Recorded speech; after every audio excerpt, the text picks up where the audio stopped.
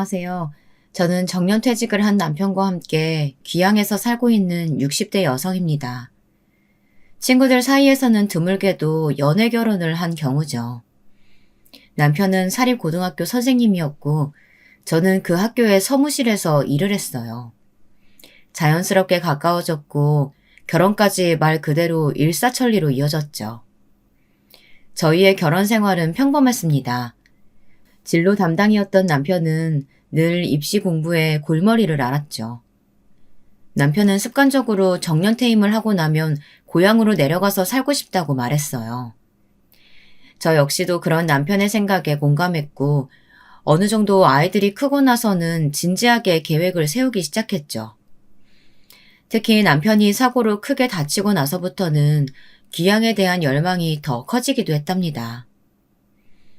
저희 부부 사이에는 아들 하나, 딸 하나, 이렇게 두 아이가 있어요. 첫째인 딸은 경찰이고, 둘째인 아들은 건설회사에 취직했죠. 지금은 둘 다 각자 자기 짝을 만나 가정을 꾸렸답니다. 특히 늦게 결혼한 딸아이는 얼마 전 임신 소식까지 전해와 마음고생을 해야 했던 남편과 제게 커다란 기쁨을 주기도 했어요. 아들 이야기를 꺼내려니 한숨도 나고 마음도 아프네요. 아들은 어릴 때부터 몸이 많이 약했습니다.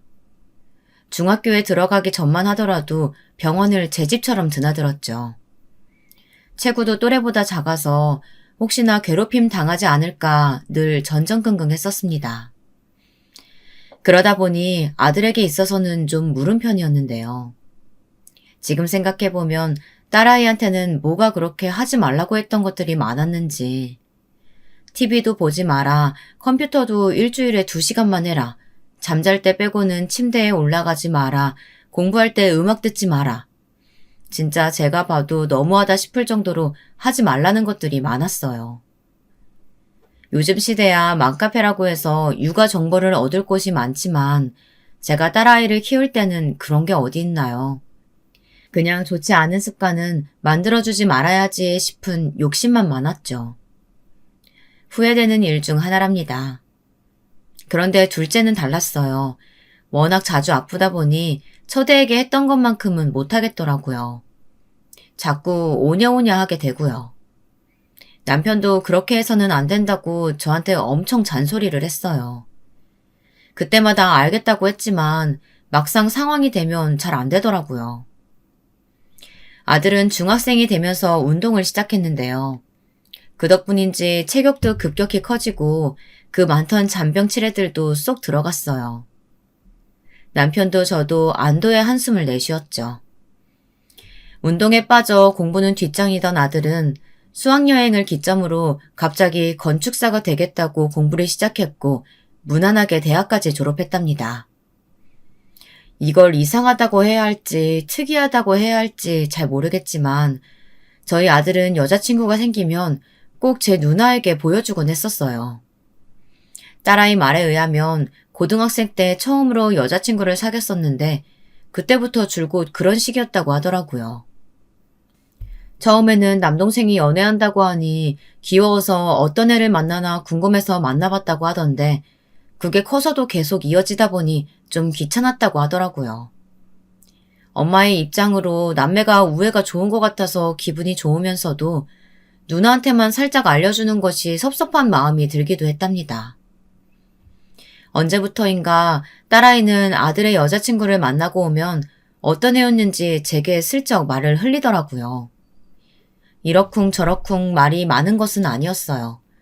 그냥 첫인상이 어떻다 정도였죠. 키가 철이랑 비슷하던데요? 동아리에서 만났다고 하는데 웃는데 눈웃음이 이쁘더라고요. 말도 귀엽게 하고 무엇보다도 철이를 엄청 챙기던데요. 귀엽더라고요. 같이 밥 먹었는데 진짜 맛있게 먹더라고요. 같이 먹는 사람 기분 좋아질 정도로.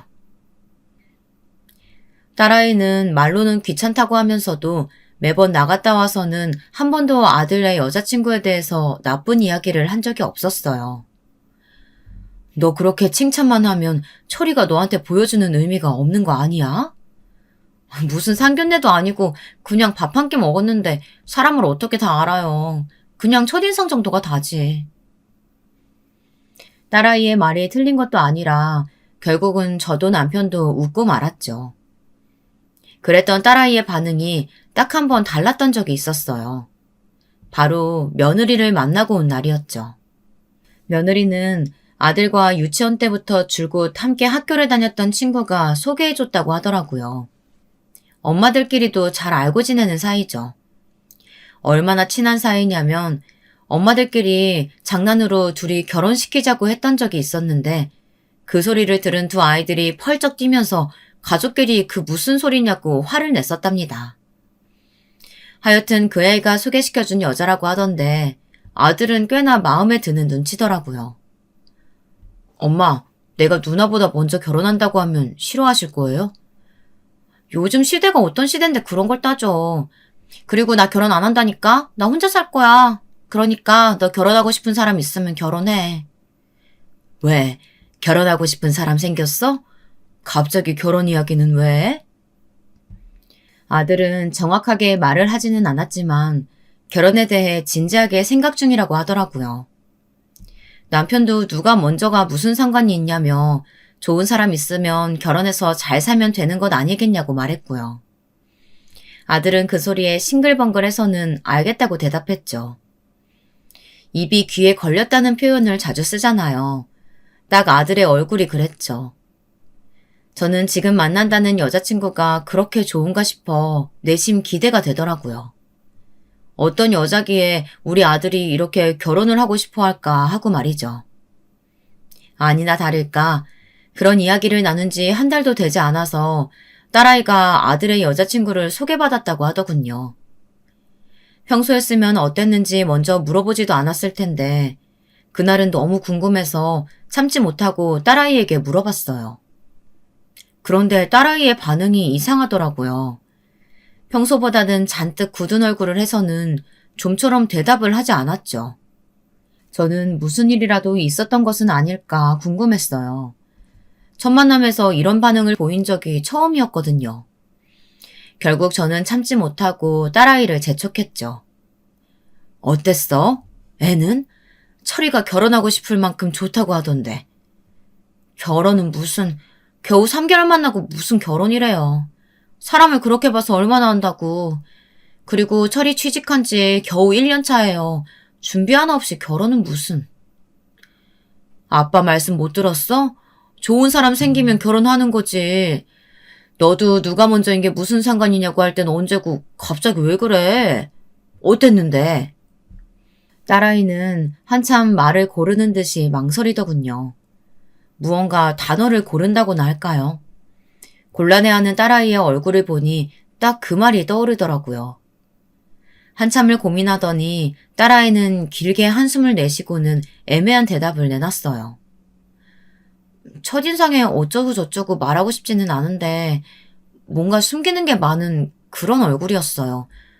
근거를 대라고 하면 할 말은 없는데 그냥 좀 하여튼 좀 더 시간을 두고 봐야겠다 싶은 그런 느낌?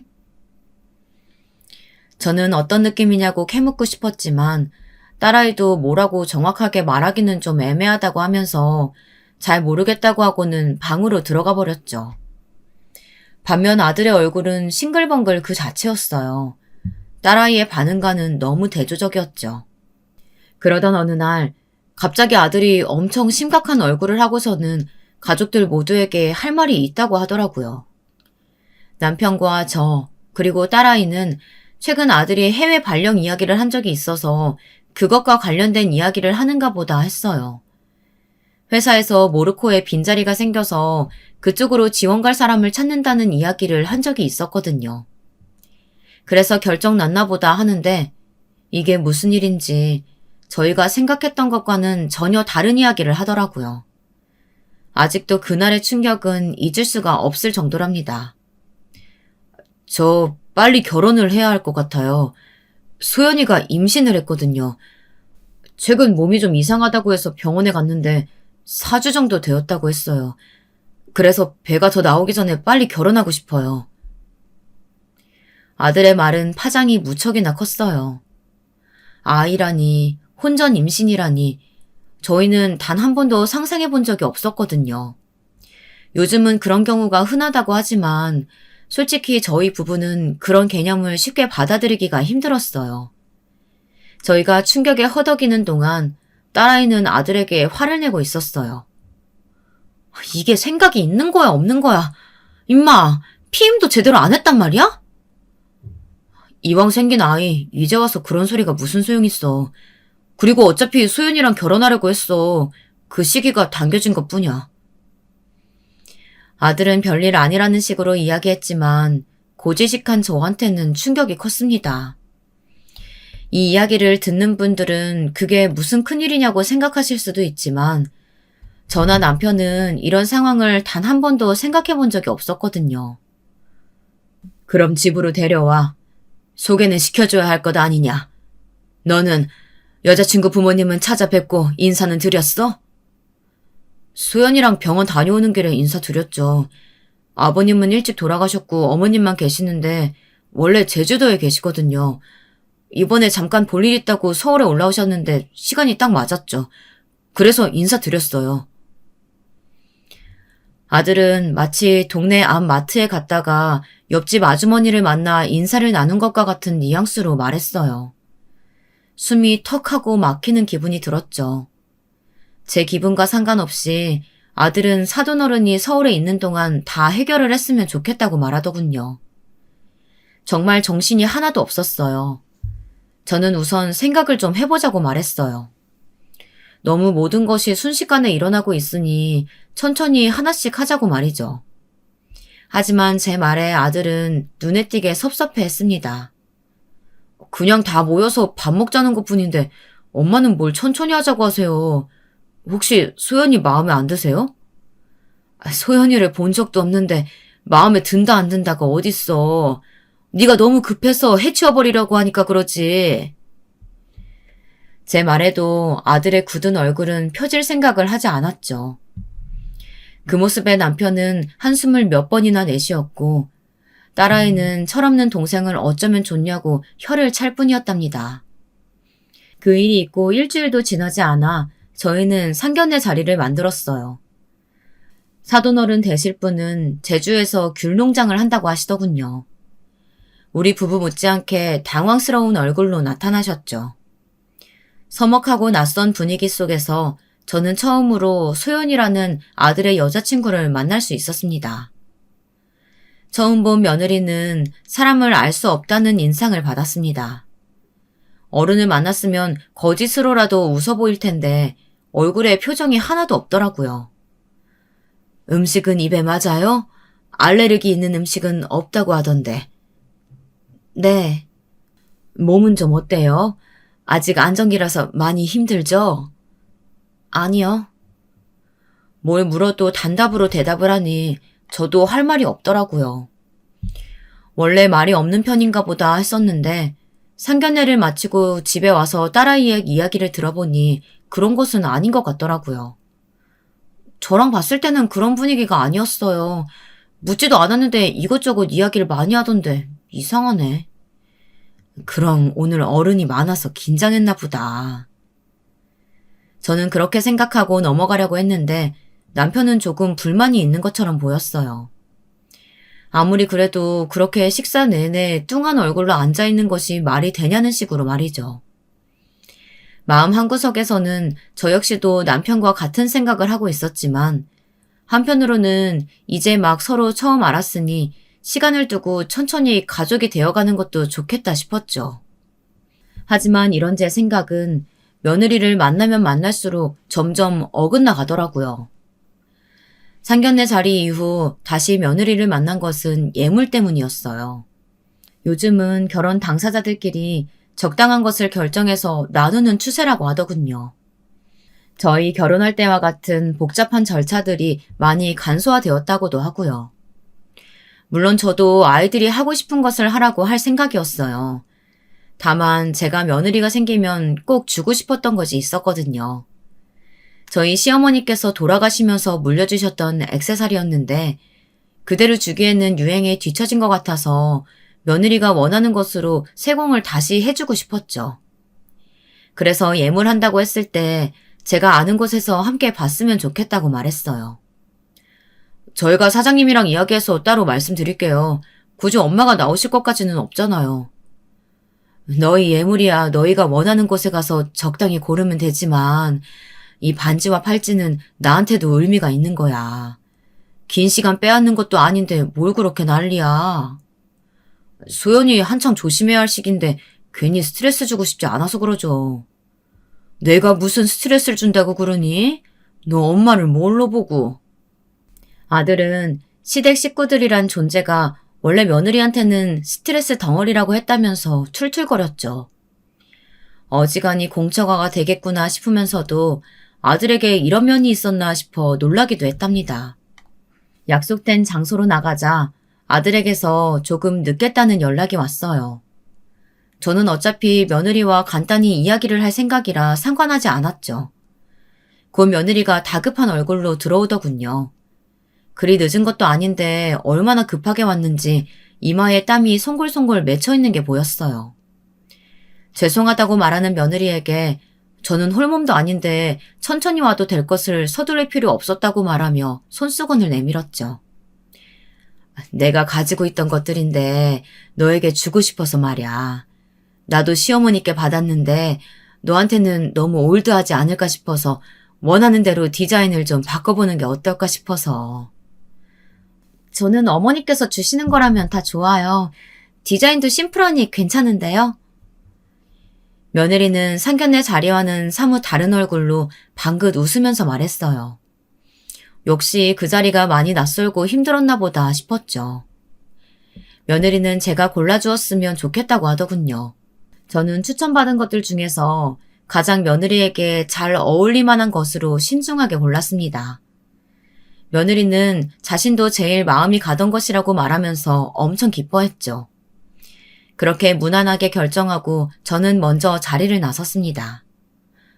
어머니 나오셨는데 저희랑 같이 예물 보러 가요. 둘이서 서로 의논해서 결정하기로 했다며. 나는 괜찮으니 잘 둘러보고 신중하게 결정하렴. 이왕 하는 거 두 사람 마음에 쏙 드는 것으로 고르면 좋겠구나. 그리고 아직은 안정해야 할 시기니까 너무 늦게까지 외출하지는 말고 조심 또 조심해야지. 며느리는 제 당부에 밝게 웃으며 알겠다고 대답을 했죠. 저는 그렇게 집으로 들어왔습니다. 문제가 생긴 것은 그날 저녁이었습니다. 식사 준비를 하는데 아들이 씩씩거리며 들어오더라고요. 저녁은 어떻게 할 것이냐고 딸아이가 물었는데 대뜸 아들이 저를 보더니 화가 잔뜩 난 목소리로 말했어요. 그렇게 소연이가 마음에 들지 않으세요? 그럴 거면 오늘 왜 보자고 하셨는데요? 아직 결혼도 안 했는데 이렇게 시어머니 노릇하신다고 소연이한테 함부로 하시는데 진짜 결혼하고 나면 얼마나 더 하실 생각이세요? 뭐? 너 그게 무슨 말이야? 내가 뭘 했다고 그런 말을 해? 시어머니 노릇이라니? 오늘 같이 디자인 고르고 너랑 예물 보러 간다기에 그렇게 하라고 하고 집에 왔어. 내가 무슨 소리를 했다고 버럭 소리부터 질러? 좀 늦게 도착한 거 가지고 사과도 받지 않으시고 됐다고만 하셨다면서요. 그뿐이에요? 소연이더러 아무거나 하라고 하실 거면 도대체 오늘 왜 부르셨는데요? 할머니가 주신 거 물려주시는 게 그렇게 아까우셨어요? 저는 아들의 말에 어이가 없었어요. 사과를 받지 않았다는 말은 뭐고 제가 며느리더러 아무거나 하라고 했다뇨. 저는 오해가 있는 것 같은데 그런 일은 없었다고 딱 잘라 말했어요. 하지만 아들은 막무가내였죠. 그리고 소연이 안정 취해야 한다는 말에 다니던 직장도 그만두고 지금 집에서 쉬고 있어요. 엄마가 나와보란 소리 하지 않으셨음 편하게 쉬고 있었을 거라고요. 그런데 소연이한테 밖에 그만 좀 돌아다니라고요? 나오란 소리를 누가 했는데 그런 말씀하시는데요. 너는 도대체 무슨 소리를 어떻게 듣고 와서 이 난리야? 애가 땀이 날 정도로 급하게 오기에 홀몸도 아닌데 바쁜 걸음으로 올 필요 없다고 괜찮다고 했고 디자인은 추천받은 것 중에 골랐어. 아직 안정기니까 너무 늦게까지 밖에 있지 말고 조심하란 소리밖에 안 했다. 여기서 내가 무슨 말을 심하게 했다는 거니? 저는 참다 못해 아들에게 소리를 질렀어요. 키우면서 아들에게만큼은 큰 소리 내지 않았었는데 아들의 이야기를 듣고 있다 보니 화가 치밀어 올라 견딜 수가 없었죠. 중간에서 누군가 말을 만든 것인지 아니면 아들이 평소 저에게 불만이 있어서 이야기를 꼬아들었는지 어느 쪽이든 기분이 좋지 않았죠.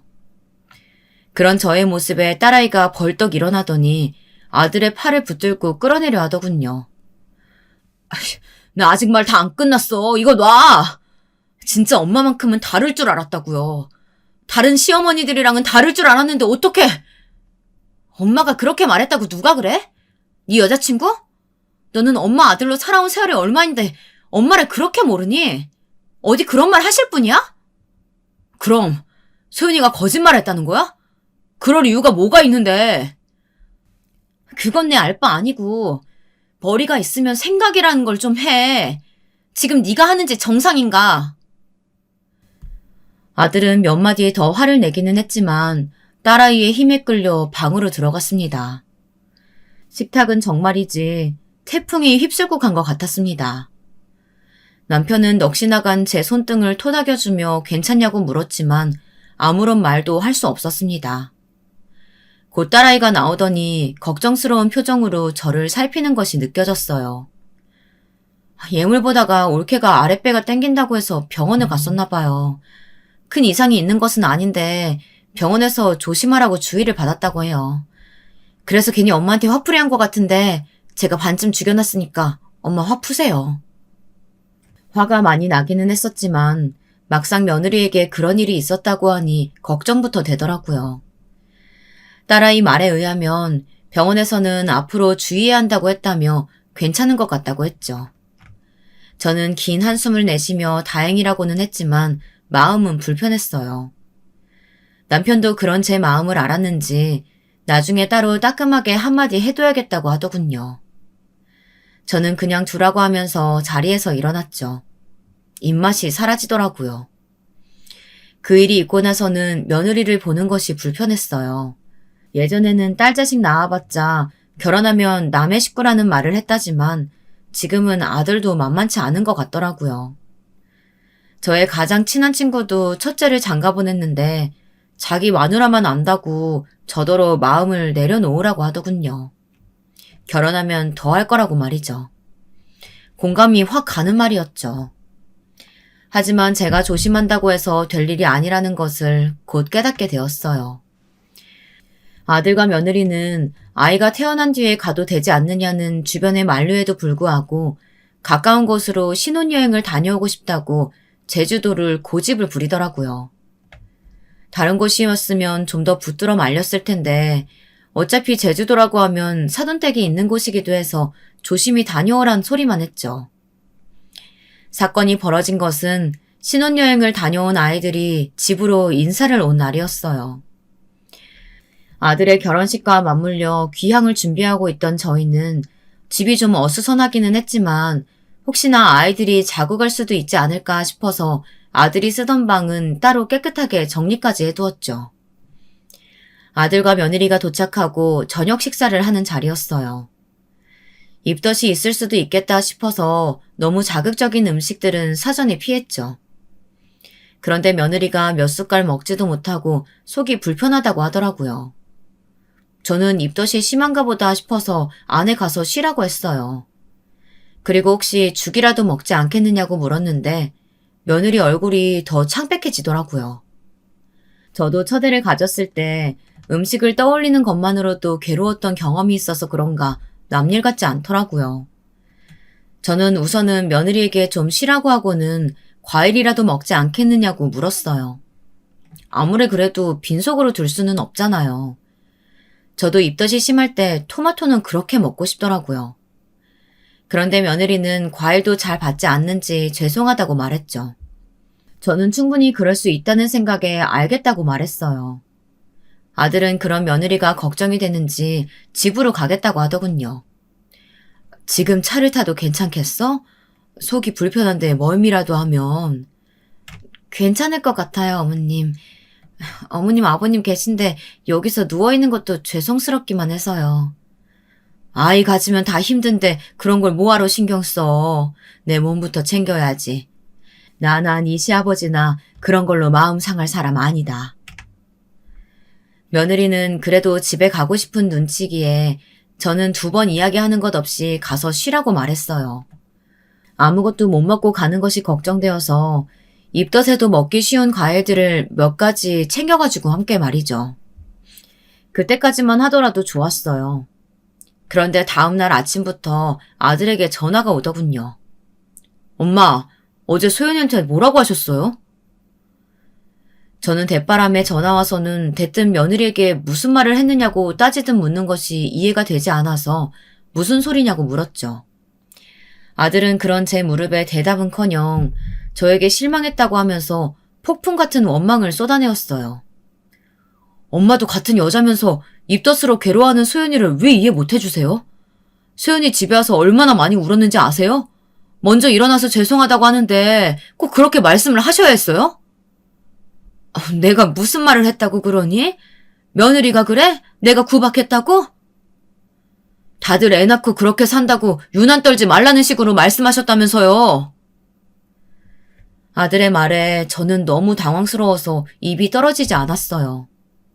이번에 확실하게 알겠더라고요. 며느리가 중간에 말을 이상하게 전달하고 있다는 것을 말이에요. 내가 그렇게 말했다고 하디? 유난 떨지 말라고? 그런 뉘앙스로 말씀하셨잖아요. 아니에요? 뉘앙스? 내가 정확하게 뭐라고 했다고 하디? 어른들 앞에서 누워있는 것이 죄송해서 집에 가겠다고 하는 며느리한테 우리는 그런 것은 신경 쓰지 않으니 괜찮다고 말한 것이 어떻게 유난 떨지 말라는 뉘앙스라는 거야? 너 진짜 해도 너무하는구나. 내가 그런 말을 했을 거라고 생각하고 아침부터 전화해서 이 난리야? 저번에도 아무리 와이프가 좋아도 그렇지 어떻게 그 말만 듣고 어머니한테 할 말 못할 말 가리지 못하고 난리야? 화가 난 저는 서운한 감정을 그대로 아들에게 터뜨렸어요. 제 말에 딱히 할 말이 없었는지 아들이 조용하더군요. 저는 그대로 전화를 확 끊어버렸죠. 곁에서 가만히 듣고 있던 남편은 그냥 빨리 귀향해서 아이들과 떨어져 지내는 것이 낫겠다고 굳은 얼굴로 말했어요. 저 역시도 그 말에 고개를 끄덕였죠. 자주 얼굴 보고 지냈다가는 아주 나쁜 시어머니가 되기 좋겠다 싶더라고요. 그날 저녁 아들이 집으로 와서는 죄송하다고 하더군요. 자신이 너무 감성적으로 생각 없이 굴었다고 하면서 다음번부터는 이런 일 없도록 하겠다고 말이죠. 네가 와이프를 아끼고 챙겨주고 싶어하는 마음 100번은 이해는 하지만 요즘 들어 너무 충동적인 것 같으니까 생각을 하고 말하도록 해라. 네 어머니가 얼마나 속상해 하셨는지 아니? 죄송합니다. 혼전 임신으로 결혼해서 부모님들께서 못마땅해 하시는 것 같아서 괜히 좀 예민했던 것 같아요. 정말 죄송합니다. 아들이 사랑하는 사람 만나서 가정 꾸리는데 못마땅하다고 할 부모가 얼마나 되겠어. 우리는 그런 생각한 적 없으니까 너도 그만 좀 해. 나는 너희 부부랑 아이까지 행복하게 잘 살면 그뿐이니까. 아침에 그 난리를 피우던 아들은 온데간데 없이 죄송하다고 고개를 숙이기만 했죠. 남편도 저도 이번뿐이라고 말하며 그냥 넘어갔어요. 물론 마음 한구석에는 속상한 마음이 남아있었지만 그뿐이었죠. 생각보다 당겨진 귀향길이었지만 남편도 저도 무척이나 만족스러웠어요. 물론 처음에는 낯설기도 했고 무엇을 하면서 보내야 하나 갈피를 못 잡기도 했지만 그것도 잠깐이었죠. 남편은 자신의 로망 중 하나라고 하면서 목공예를 배우기 시작했어요. 사고로 다친 다리에 부담이 될까 처음에는 걱정이 많았었는데 도마니 액자니 하면서 하나씩 만들어 오는데 얼굴이 보기 좋더라고요. 저도 취미를 가져볼까 싶어서 서예를 시작했는데 이게 또 시간 가는 줄 몰랐죠. 그러면서 자연스럽게 아들 내외와는 거리감이 생기기 시작했어요. 처음에는 전화라도 오더니 달이 넘어가니까 안부 전화조차 없더군요. 명절 때도 몸이 무거워서 내려오기 힘들다고 하기에 오지 않아도 된다고 했었죠. 그리고 다시 며느리를 본 것은 손자가 태어났다는 소식을 듣고 난 이후였어요. 남편과 서둘러 올라가서 아이를 처음 만나는데 며느리 판박이더군요. 며느리 코랑 눈을 그대로 빼다 박았네. 애가 생각보다 많이 큰데? 그러니까요. 예정일보다 한 달은 빨리 나왔다고 해서 걱정했는데 다행이에요. 며느리는 괜찮고 어디 불편하거나 아픈 곳은? 보기 드물게 우량하라고 하기는 하더라고요. 산모도 아이도 다 건강하다고 해서 마음 놓았어요. 여기 의사가 소연이 절친이라고 해서 신경 많이 써줬거든요. 아들은 잔뜩 상기된 얼굴로 아이에게서 눈을 떼지 못하더군요. 부모가 된 아들의 모습이 낯설지만 보기 좋았죠.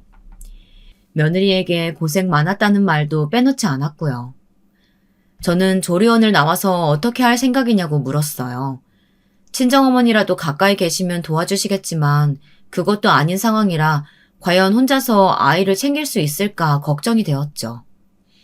그렇다고 제가 아이 보는 것을 도와줄 수 있는 것도 아니고요. 아들은 도우미 이모님을 구했다고 말하더군요. 의사 친구라고 하던 사람이 소개시켜준 분이라고 하면서 3개월 정도는 도와주신다고요. 그 말에 안심이 되었어요. 거기다 아들도 육아휴직을 신청할까 한다고 했고요. 신청서는 제출했는데 아직 승인은 모르겠어요. 선배들 보니까 특별한 일 없으면 다 통과되더라고요.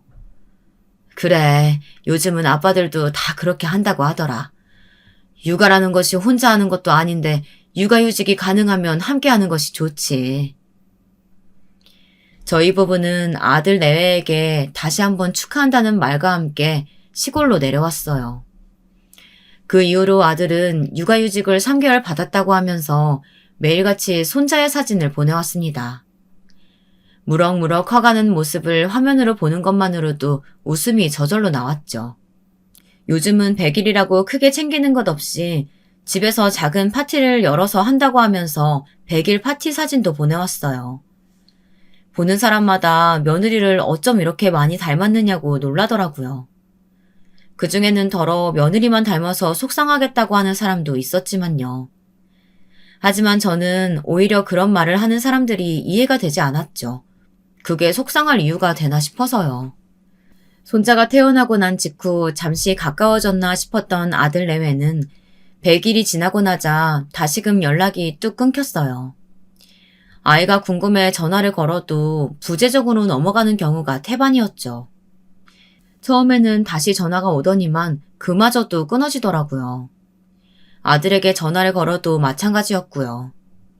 남편은 연락은 잘 안 되지만 그래도 손자 사진은 보내줘서 위안이 되었다고나 할까요? 하지만 언제부터인가 그것도 완전히 끊겨버렸죠. 눈에 띄게 서운해하는 모습을 보였어요. 저 역시도 비슷한 심정이었고요. 딸아이에게 연락이 잘 안 된다고 이야기를 하자 자기 역시 전화는 잘 못한다고 하더군요. 답장은 칼이던 녀석이 요즘은 바쁜지 영 뜸하더라고요. 뭐 아기 키우는 게 어디 쉽나요? 정신 없겠죠. 무소식이 희소식이라고 잘 지낼 거예요. 저는 결혼도 안 했으면서 마치 아이 서너승 키운 사람처럼 이야기하는 딸아이의 말투에 웃음이 터졌어요. 결혼도 안 했으면서 뭘 다 아는 사람처럼 이야기하느냐고 핀잔을 줬더니 딸아이도 웃고 말더라고요. 제가 너무 걱정하는 것처럼 보였는지 딸아이는 따로 연락해 보겠다고 했죠. 딸아이 덕분인지 아들에게서 그동안 바빴다고 하면서 연락이 왔어요. 돌잔치는 아무래도 해야 할 것 같아서 신경 쓸 일이 많다는 말과 함께 말이죠. 딸아이가 혼을 낸 건지 목소리가 평소보다 많이 굳어있는 것이 걱정이 되더군요. 준비는 어떻게 잘 되고 있어? 엄마가 올라가서 도와줄까? 알아서 하니까 신경 쓰지 마세요.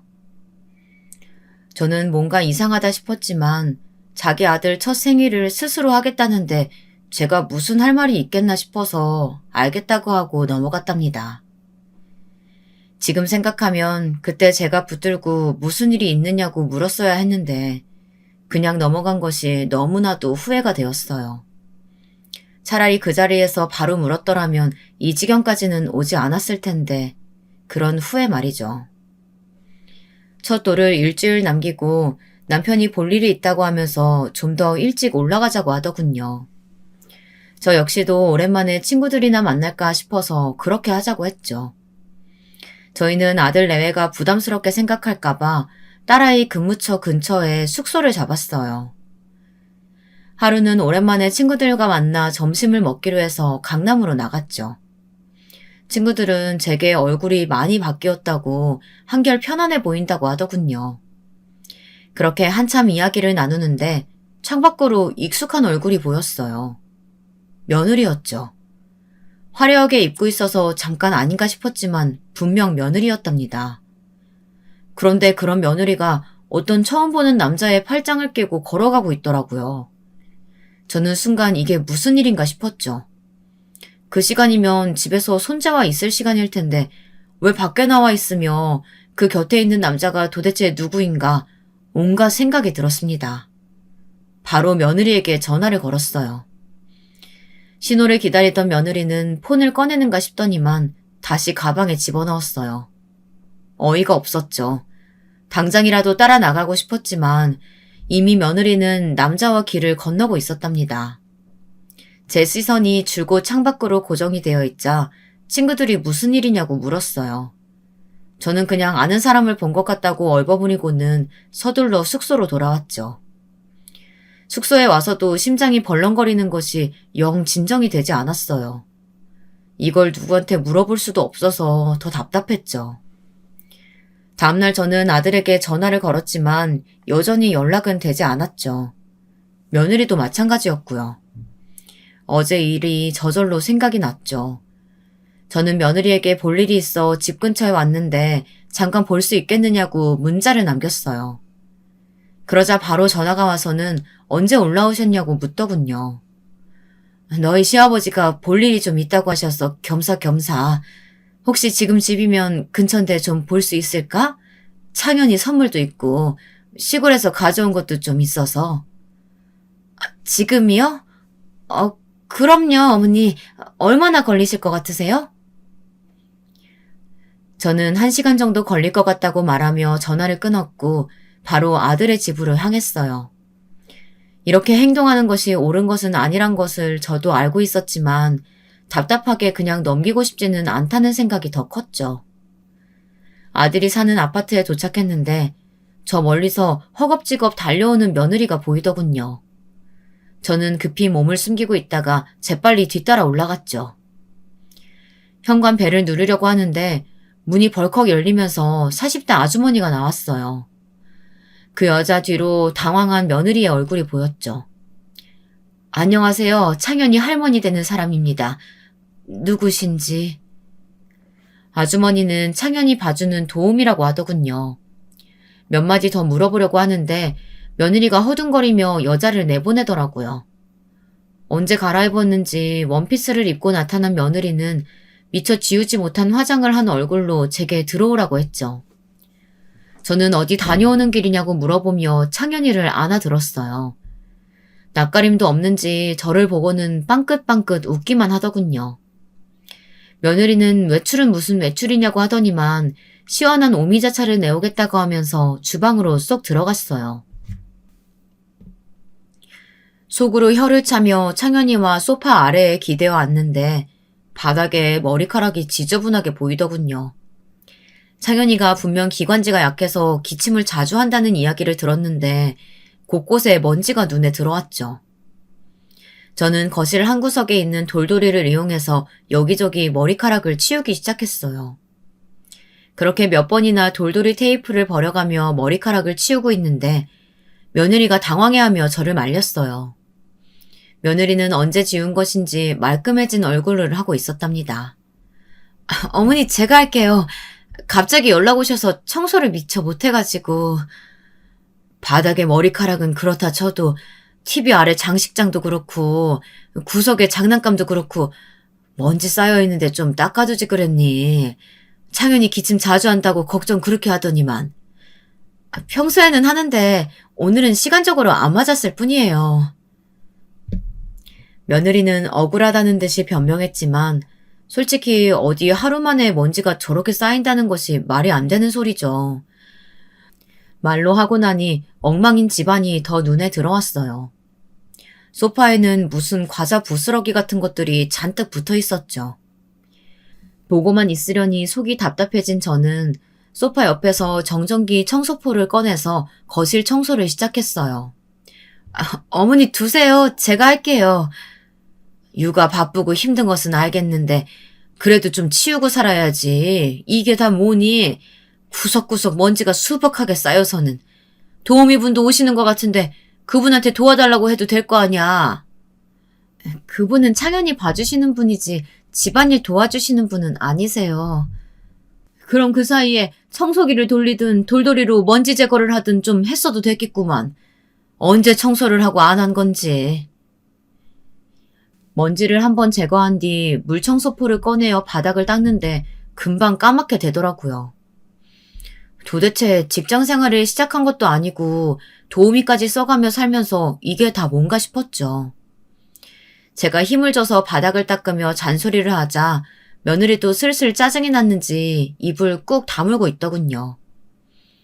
그런데 갑자기 바쁘게 현관문을 여는 소리가 들리더군요. 아들이었죠. 아직 퇴근 시간이 되려면 한참은 남았는데 이게 무슨 일인가 싶어서 아들을 보는데 얼굴이 벌겋게 상기되어 있더라고요. 그리고는 저를 보자마자 소리부터 질렀죠. 여기 언제 오셨어요? 오실 거면 미리 말이라도 하시던가요. 갑자기 이게 무슨 경우예요? 갑자기라니. 전화 안 받은 건 너지. 그리고 며느리한테 미리 이야기해서 볼 수 있겠느냐고 물었고 된다고 해서 왔다. 내가 무슨 갑자기야. 그럼 보자고 하시는데 소연이가 무슨 수로 거절을 합니까? 그리고 오셨으면 볼 일만 보고 가시던가요. 지금 뭐 하시는데요? 아들은 제 손에 들린 청소포를 가리키며 짜증을 내었죠. 저는 이 상황에서 화를 내야 하는 쪽이 누구인데 저러나 싶었지만 청소포를 내밀며 창현이 기침을 자주 한다고 걱정했으면서 집이 이게 뭐냐고 한마디 했을 뿐이라고 했어요. 하지만 그 말에 아들은 더 펄쩍 뛰며 언성을 높였어요. 도대체 엄마는 소연이 뭐가 그렇게 마음에 안 드셔서 매번 이렇게 난리세요? 소연이 못 잡아먹어서 안달난 사람도 아니고 뭐 때문에 자꾸 이러시냐고요. 청소야 하루 정도 못하고 넘어갈 수도 있죠. 겨우 그걸로 애를 쥐잡듯이 잡고 계셨어요? 내가? 내가 쥐잡듯이 잡았다고? 누굴? 집 청소 제대로 하라고 한 것도 문제 있니? 그럼 시어머니가 그런 말도 못해? 내가 뭘 얼마나 잔소리를 했다고 도끼눈을 뜨고 엄마한테 소리야? 저도 더 이상 참지 못하고 소리를 지르자 갑자기 며느리가 아들 앞을 막아서고서는 눈물까지 글썽거리며 말했어요.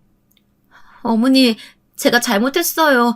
어머니 마음에 들고 싶었는데 자꾸 실수만 하네요. 죄송해요. 네가 뭘 잘못했다고 사과야. 됐어. 자꾸 소연이한테 상처 주실 거면 당장 제 집에서 나가주세요. 그리고 2번 다시 여기 오실 생각 마세요.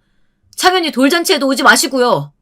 순간 저는 제 길을 의심할 수밖에 없었어요. 지금 아들이 저를 쫓아내는 상황이 맞나, 꿈은 아닌가 별 생각이 다 들었죠. 그 사이에도 아들은 제 손에 가방까지 들려서는 저를 문 밖으로 밀어내고 있었고요. 너 지금 이게 무슨 짓이야? 저도 이제는 못 참아요. 그러니까 당장 나가세요. 그렇게 저는 신발도 제대로 신지 못하고 아들 집에서 쫓겨나야 했답니다. 저는 도대체 제가 뭘 잘못했는지 모르겠더라고요. 현관 벨을 다시 눌렀지만 아들은 아무런 반응이 없었죠. 저는 떨리는 손으로 딸아이에게 전화를 걸었어요. 자초지종을 이야기하자 딸아이는 당장 그 아파트에서 나오라고 하더군요. 숙소에 도착한 저는 어제 일부터 시작해서 방금까지 모든 상황을 남편에게 털어놓았어요. 남편은 파랗게 질린 얼굴로 당장 아들을 부르라고 했지만 딸아이가 말리더라고요. 지금 이야기해봤자 들리는 것 하나 없을 텐데 뭐하러 부르냐고 말이죠. 그리고는 자신이 좀 알아봐야겠다고 하면서 며칠은 아무것도 생각하지 말고 좀 쉬셨으면 좋겠다고 하고 나가더라고요. 딸아이에게는 알겠다고 했지만 숙소에 남아있는 제 머릿속에는 방금 아들의 말들이 끊임없이 반복되었죠. 시간은 그렇게 흘러 손자의 돌잔치 날이 되었어요. 그때까지 아무 말이 없던 딸아이가 비장한 얼굴을 하고는 저와 남편에게 아침 일찍부터 갈 곳이 있다고 하더군요. 심지어 가는 길에 딸아이가 청심환을 주기에 무슨 사고를 치려고 하나 싶어서 캐물었지만 꿈쩍도 하지 않았죠. 도착했다고 하는데 돌잔치 장소더라고요. 저는 여길 왜 왔냐고 했지만 딸아이는 묵묵부답이었죠. 준비가 한창인 장소에 도착하자마자 저를 본 아들이 잔뜩 굳은 얼굴로 기세등등하게 다가왔어요. 여기 오지 말라고 말씀드렸는데요. 너 그게 엄마한테 할 소리냐? 앞뒤 상황 알아보지도 않고 너 이게 지금 무슨 짓이야? 제가 알아봐야 할 상황이 뭐가 있는데요. 저도 참을 만큼 참았어요. 임신했을 때부터 그러셨죠. 툭 하면 전화하셔서는 태교는 뭘 해라, 음식은 뭘 먹어라 잔소리 하셔가지고 소연이가 얼마나 스트레스를 받았는데요. 창현이 태어난 이후로는 더 하셨죠. 모유가 안 나오는 게 소연이 탓이에요? 왜 창현이 기침 자주 하는 걸 소연이가 모유 안 먹여서 그렇단 말씀을 하시는데요. 그것도 하루가 멀다고 전화하셔서. 아들이 이를 박박 갈면서 말하는데 저와 남편은 어리둥절했죠. 저는 단 한 번도 며느리에게 그런 말을 한 적이 없었거든요. 전화도 자주 하지 않았고요. 전화는 무슨, 내가 언제 전화를 했다고 그래? 태교라니. 그런 걸 내가 왜 잔소리를 하니? 그리고 모유 이야기는 다 뭐고? 다 엄마가 소연이한테 하셨던 말들이잖아요. 왜 모른 척 하세요? 네 와이프가 그러지? 내가 전화해서 그렇게 했다고? 그럼 아니란 말씀이세요? 저는 억울한 마음이 들었어요. 제가 한 적도 없는 일로 이렇게 비난을 받아야 한다는 것이 조금도 이해가 되지 않았죠. 하지만 아들은 아주 철석같이 믿고 있더라고요. 곧 잠든 창현이를 안고 며느리가 들어왔어요. 저희를 보자마자 깜짝 놀란 얼굴을 했죠. 아버님, 어머님 오셨어요? 형님도 오랜만이시네요. 얼굴이 활짝 폈다? 좋은 일 있나 봐, 옳게? 며느리는 그날 일을 꺼내며 제게 죄송하다고 했지만 저도 남편도 아무런 말을 하지 않았죠. 방금 전에 대화 덕분인지 아들도 혼란스러운 얼굴을 하고 있었고요. 그때였어요. 옳게 손님 오신 것 같은데? 아무래도 옳게 손님 같아서 말이야. 며느리가 고개를 갸웃거리며 뒤를 돌아보는데 젊은 남자가 들어오고 있었죠. 그들을 바라본 며느리가 깜짝 놀라며 뒷걸음질 쳤어요. 저 역시도 그날 며느리와 함께 있던 모습을 봤던 남자라서 같이 놀라고 있었어요. 소연아, 이게 다 뭐야? 우리 아들 돌잔치를 왜 여기서 하고 있어? 다음 주에 우리 집에서 하기로 했잖아. 정식으로 우리 부모님께 인사드리고 호적에도 올리기로 했다면서 이게 다 뭐야? 남자의 외침에 아들이 놀란 얼굴을 하고는 며느리를 바라보았죠. 남자는 빠른 걸음으로 우리 쪽으로 다가왔어요. 그리고는 며느리가 안고 있던 아이를 낚아채듯 안으며 설명을 해보라고 외쳤죠. 그 말에 정신이 번쩍 든 아들은 이게 다 무슨 소리냐고 며느리에게 물었지만 며느리는 더듬거리며 대답을 못하더라고요. 무슨 소리기는 딱 보면 몰라? 올케가 양다리 걸치다가 저쪽 집에서 반대하셔서 헤어졌는데 애가 덜컥 생긴 거지. 뭐? 양다리? 그럼 창현이가 내 애가 아니라고? 그건 모르지. 누가 알겠어. 올케가 말해봐. 무슨 생각으로 내 동생이랑 결혼했는지. 여보, 그게 아니라 진짜 창현이는 우리 아이야. 믿어줘. 저 사람들이 괜히 나 괴롭히려고 저러는 거야. 내 말 믿지? 그치?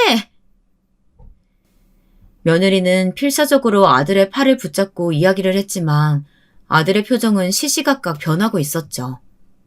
저는 그런 며느리의 팔을 떼어내고 말했어요. 그럼 확실히 말해봐. 창현이가 우리 핏줄은 맞아? 그렇다고 하면 저 남자는 뭐고? 왜 최근까지 만났는데? 내가 다 봤으니까 숨길 생각은 마라. 보셨다니 어머니께서 뭘 보셨는데요? 진짜 어머니 저한테 왜 이러세요? 둘이 다정하게 팔짱 끼고 가는 모습 봤다. 어쩔래? 그리고 너한테 왜 그래? 내가 뭘 했다고 그렇게 말을 해? 내가 너한테 매번 전화를 걸었다고? 모유를 못 먹인 것을 가지고 타박을 했다고? 내가! 통화 기록 어디 확인해 볼까? 내가 너한테 전화를 했나 안 했나? 제가 따박따박 상황을 이야기하자 며느리의 얼굴은 점점 어두워졌죠. 아들은 그제야 제 말을 믿기 시작했는지 휘청거리고 있었어요. 남편이 그런 아들을 부축하자 딸아이는 남자가 안고 있던 창현이를 데려오더니 차가운 목소리로 말했어요. 유전자 검사하면 누구 핏줄인지 알겠죠. 그때까지 창현이는 우리가 데리고 있겠어요. 그리고 올케, 당장 이혼 서류 작성해서 남길 테니까 사인해. 이혼이요? 창현이 진짜 그이 아들 맞아요. 내가 왜 이혼을 해요? 전 남친 좀 만났다고 그게 이혼 사유가 된다고 생각하세요? 내가 저 남자랑 뭘 했다고. 뭘 했는지가 중요한 게 아니야. 앞으로 뭘 하려고 했는지가 문제지. 어? 정식으로 인사를 해? 호적에 올려? 너 같으면 딴 남자한테 그런 약속한 여자랑 한 입을 덮고 살 수 있겠어? 이건 저와 그의 문제예요. 어머님이나 형님은 빠지세요.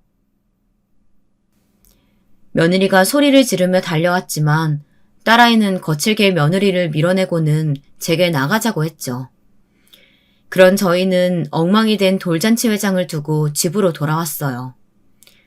돌아오는 길에 아들은 한마디도 하지 않더군요.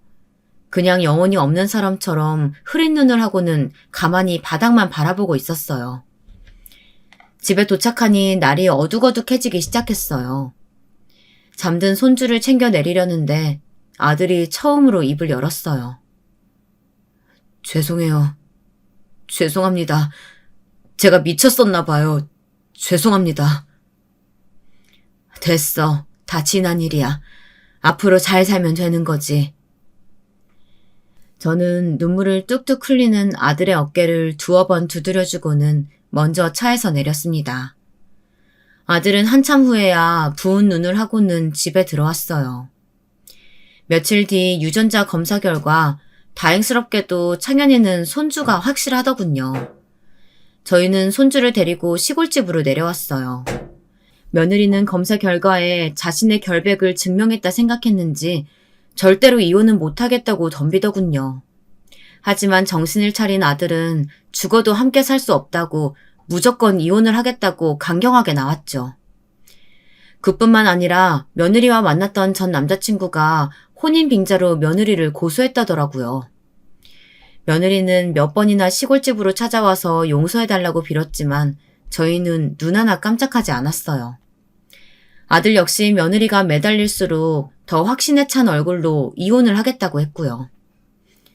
아쉽게도 아직 결론이 난 상황은 아닙니다. 이혼 소송이 쉽게 해결되는 것은 아니더라고요. 시간이 좀 더 필요하다는 소리를 들었죠.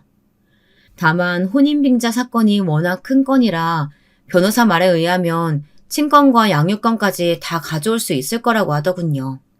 정말 다행이었죠. 며느리가 양육권을 가진다고 생각하면 온몸에 소름이 돋거든요. 하루라도 빨리 이혼이 해결되어서 속 시원하게 며느리와 인연을 끊었으면 좋겠네요.